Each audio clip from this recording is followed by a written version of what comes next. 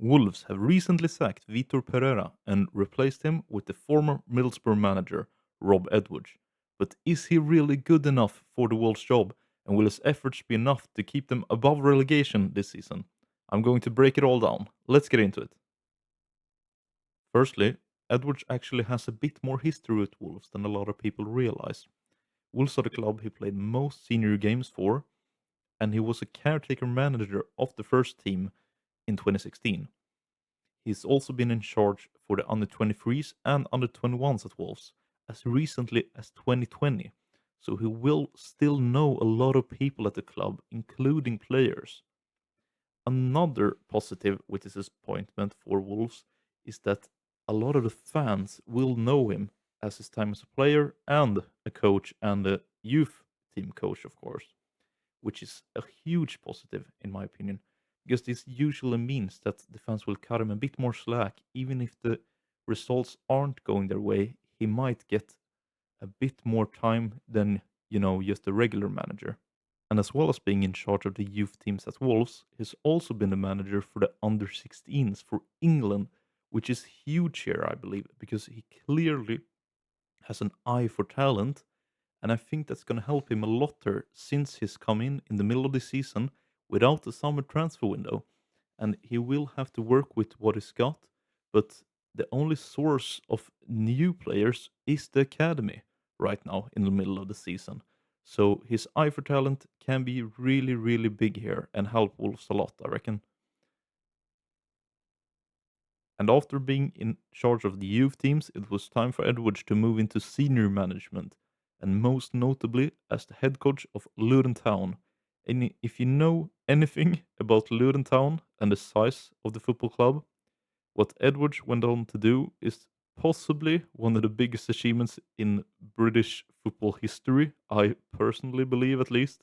He took Luton, who were fighting relegation, maybe middle of the table kind of club in the championship, to the playoffs and then into the Premier League.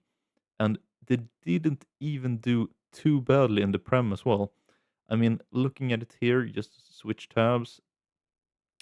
Of course, they finished 18th, but they did manage 6 wins and 8 draws. And when you look at the squad and the competition, that really is quite an achievement.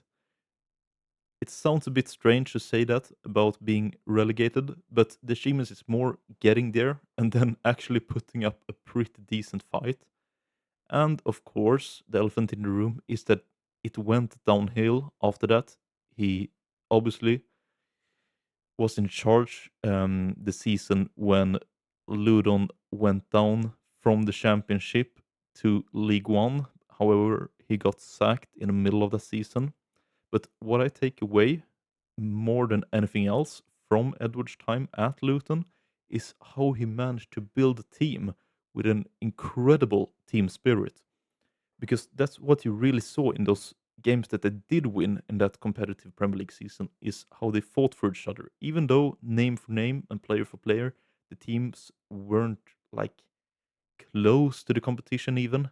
However, they never gave up and really worked well as a team. Otherwise, they wouldn't even have won those 6 games and draw those 8. So, if you can keep on doing that at Wolves and building a strong team and a team spirit, I really think that bodes well for him. Also worth mentioning here is that Edwards is very good as the underdog in the games. Luton in the championship were the underdog for majority of the games, not to speak of how they were in the Premier League. And so will Wolves for the remainder of the season. They will be the underdog. So the fact that he likes to have a little less possession and just to punish the mistakes of his opponents will be really, really well suited to this Wolves side that, if we're gonna be honest, isn't the strongest on paper. So his playing style will suit this squad quite well, I believe.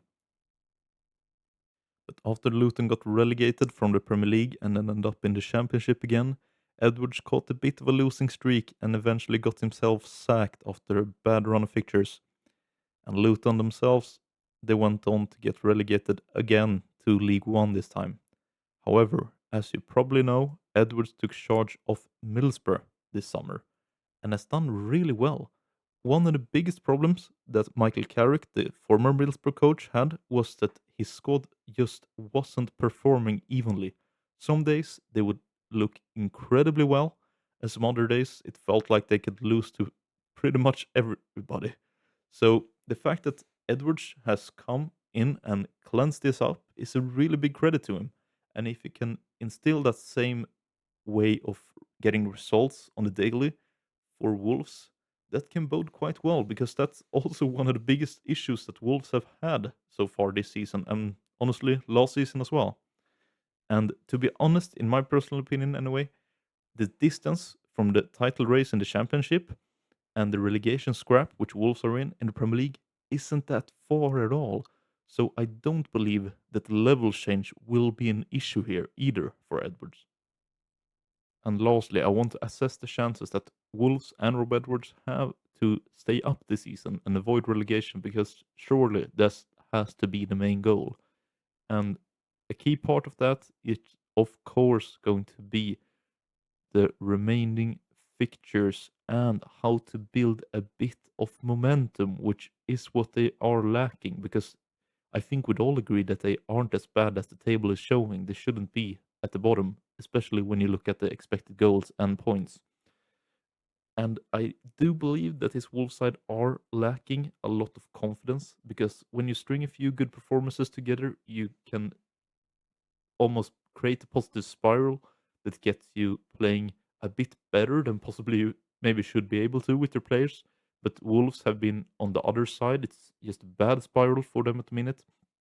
So how are their next games looking? I mean, Palace at home can sound difficult since Palace are really good this season. However, they aren't that good away. So that is not too hard of a game, I have to say. Especially since they are at home and they will have a bit of a boost with Rob Edwards' first game in charge. Aston Villa away, Midlands Derby, that's very tough. But then Forest at home is winnable. And then I'm going to be a bit controversial by saying that Manchester United at home is a really good game because United are poor away from home. They've only won one away game this season in the Premier League. And Wolves are quite good, and Rob Edwards, especially as previously mentioned, as the underdog here. And then it is tough, right? I mean, Arsenal away, that's a loss. Brentford home, quite even, but Brentford are really good. Liverpool away, have to think that that will be a loss. United away, more difficult. Then there are a few games that are winnable. West Ham away, West Ham at home, sorry, Everton away. So it's not too impossible to actually avoid relegation for Edwards when you look at the pure fixtures. But of course, it all comes down to how well will they be able to build a bit of momentum. Because if you can do that and instill some confidence, Wolves actually have a pretty decent side when you look at the names. I mean, Strand Larsen was hunted by a lot of clubs in the summer. Hangi Shan, we've seen that he's been able of some quite decent levels in the previous seasons. Not this season, but if he can reach that previous level, he can actually score quite a few goals, I believe. Gomez has been hunted as well from a lot of bigger clubs. So the squad isn't too bad for Wolves. And that takes me on quite nicely to my next point, which is the relegation battle itself. Because, of course, Wolves sit at the last place here, 20th in the league. But I do believe that they are a lot better than a few clubs in this battle. To start off, Burnley, I could almost bet my house on them going down this season just because of how poor they are, and I personally believe that they have a worse squad than Wolves as well. But Leeds, I mean, I previously praised Leeds a lot, but then there it has looked really poor from Leeds recently. Forest, of course, have a really good squad, but as much as I love Sean Dyche, his skill as a manager isn't the highest when it comes to the Premier League level. So it's a possibility that Wolves can do better than them as well. West Ham, although they look a bit better now under Nuno, have looked very, very shaky. So I actually believe that it's a bit of a 50-50 if Wolves get relegated this season or not. And I'm not going to be annoying and sit on the fence. So if I would have to bet on it, I would actually say that I reckon that, they can stay up this season. And I know that's a bit of a crazy take, but that's just from everything I've seen from Edwards and the situation for Wolves right now. And I really don't believe that this point gap that they have up to Forest, 7 points up, and then to the other clubs, 8, 9 points. That's not too much, judging that we're only in the first half of this season, and the fact that Wolves should have gotten already a lot more points that they have. And now that they have what I believe is a better coach, I truly believe that Edwards just, if he gets a bit of that momentum, can do enough to keep Wolves up this season. So all in all, it will be really interesting to see how well Edwards can do with this Wolves side and if it will be enough to keep them above relegation this season. But I guess only time will tell. Thank you guys a lot for watching, and I will catch you in the next one.